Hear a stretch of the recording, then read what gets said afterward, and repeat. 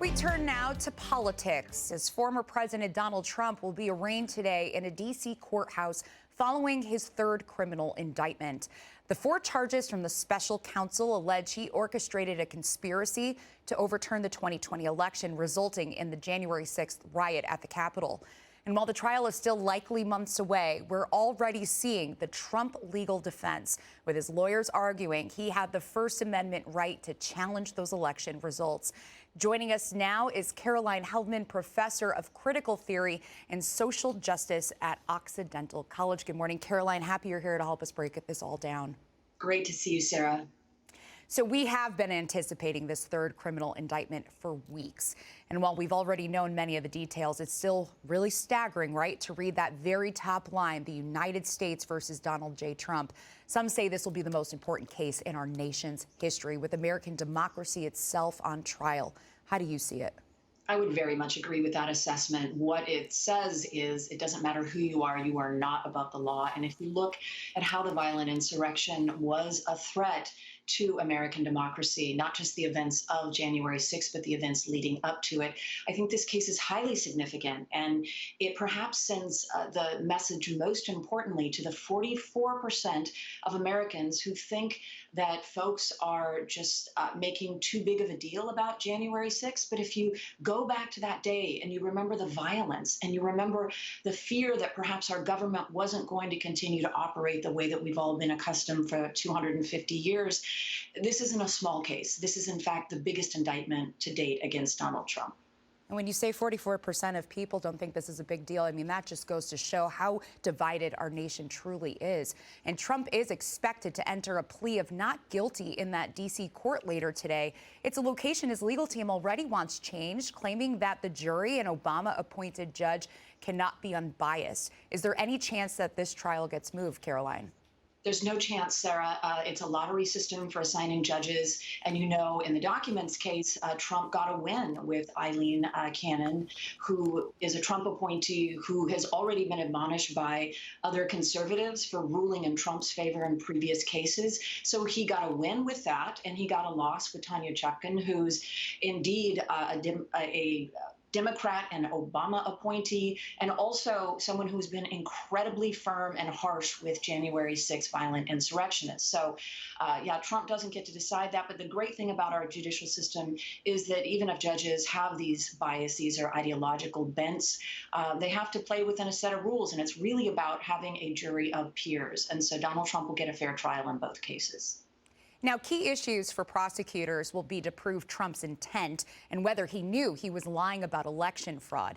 And we're already seeing previews of Trump's legal defense arguing the indictment unfairly criminalizes Trump's protected freedom of speech to say that the election was stolen. Do you think that defense will hold up? Well, I don't. It's not a legal defense. So Donald Trump is not on trial for what he said, right? He can say what he wants. He can think what he wants. What he has been indicted for are his actions. And so what you're seeing is a lot of like Giuliani and other right-wingers who are saying that this is about free speech. That's actually insulting. That's not what this case is about. That's a message of disinformation. This case is about the actual actions or alleged actions that Donald Trump took to essentially weaponize government to stay in power and to violate basic constitutional rights like voting. Well, it seems like that the former Vice President, Mike Pence, also isn't buying Trump's defense in that First Amendment defense, but he is likely to play a key role in this trial. He said, you know, no man is above the Constitution. How significant is Pence to this case?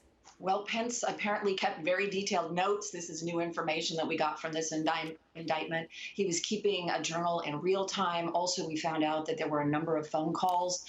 Donald Trump calling on Christmas, on New Year's Eve, putting pressure on Pence. So Pence will be key in this trial, even though the man has been reluctant to really go after Trump in his public statements, mostly because he's running for the presidency, obviously, and he knows what happens when you go against Trump. Yeah, it's been fascinating to see that, Caroline. Now, 5 of the 6 Trump co-conspirators have now been identified. They include Rudy Giuliani, John Eastman, Sidney Powell, Jeffrey Clark, and Kenneth Chesebro, none of which have been indicted yet. Do you think those charges are imminent, or do you expect they may flip on their former boss? Yeah, great question, Sarah. The reason that you would list co-conspirators who have not yet been indicted is absolutely to put pressure on them to flip on the person you want and the person who has been indicted, and that's obviously Donald Trump. We have seen incredible loyalty from Trump's team, so I doubt we will see many, if any, flip, but that is the point of listing them as unindicted co-conspirators. Okay, so that might be what Jack Smith is hoping for. Now, Trump's $100 million PAC has burned through nearly all of its money due to these staggering legal fees. And that's before any of these trials have even begun. How potentially damaging is this to his presidential campaign? Well, I think he's getting all the free press he could possibly need for his presidential campaign. I don't think he needs to spend money on the thing that typically costs the most in elections, but I would be concerned if I was his team whether or not we can raise enough money to cover the legal expenses. We know he's already spent, as you noted before, any trial has started $40 million. And it's perfectly legal to pull money in for a campaign and then use it on legal expenses. And that is essentially what his team is doing.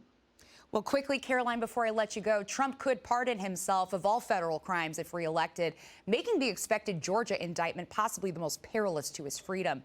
But what would it say of the American experiment and our democracy if a convicted man, possibly sitting in a Georgia prison, was reelected president? Well, the Supreme Court will decide whether or not presidential pardon is absolute.